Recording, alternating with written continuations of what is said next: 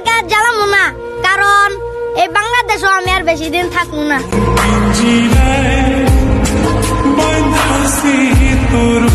Messi যখন কথা বলেন তখন সবাই চুপ হয়ে যায়, হোক সে আর্জেন্টিনার প্রেসিডেন্ট কিংবা কোচ স্কালোনি। আপনাকে যদি জিজ্ঞেস করা হয় বিশ্বের সবথেকে অরাসম্পূর্ণ প্লেয়ার কে, তাহলে আপনি অনেকেরই নাম বলতে পারেন। আপনার তালিকায় রোনালদো, জালাতান সহ আরো অনেক প্লেয়ার থাকতে পারে, তবে বর্তমানে সবথেকে অরাসম্পূর্ণ প্লেয়ার লিওনেল আন্দ্রে মেসি। আপনি কি কখনো খেয়াল করেছেন ফুটবল মাঠে এমন কিছু খেলোয়াড় আসে যাদের উপস্থিতি পুরো স্টেডিয়ামের পরিবেশ বদলে দেয়? কেউ চিৎকার করে, কেউ ভয় পায়, কেউ আবার অনুপ্রাণিতও হয়, কিন্তু একজন আছেন যিনি কথা বললেই পুরো ড্রেসিং রুম নীরব হয়ে যায়। তিনি লিওনেল মেসি। মার্টিনেজ এক সাক্ষাৎকারে বলেছিলেন, মেসি যখন কথা বলে সবাই চুপ হয়ে যায়, সে আর্জেন্টিনার প্রেসিডেন্ট হোক কিংবা কোচ স্কালোনি। ভাবতে পারেন, একজন প্লেয়ার যার সামনে কোচ পর্যন্ত কথা থামিয়ে দেন। কিন্তু প্রশ্ন হলো কেন?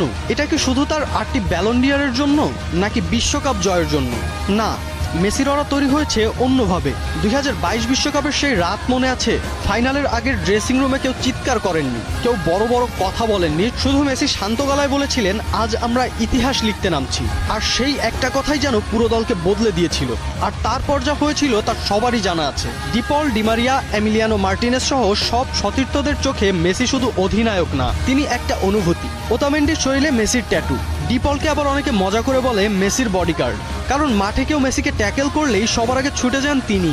সাক্ষাৎকারে বলেছিলেন, মেসি যখন কথা বলে সবাই চুপ হয়ে যায়, সে আর্জেন্টিনার প্রেসিডেন্ট হোক কিংবা কোচ স্কালোনি। ভাবতে পারেন, একজন প্লেয়ার যার সামনে কোচ পর্যন্ত কথা থামিয়ে দেন। কিন্তু প্রশ্ন হলো কেন?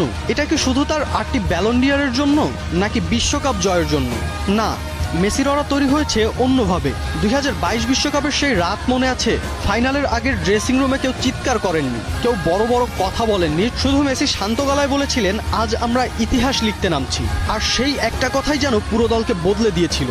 আর তারপর যা হয়েছিল তার সবারই জানা আছে। ডিপল, ডিমারিয়া, এমিলিয়ানো মার্টিনেজ সহ সব সতীর্থদের চোখে মেসি শুধু অধিনায়ক না, তিনি একটা অনুভূতি। ওতামেন্ডির শরীরে মেসির ট্যাটু।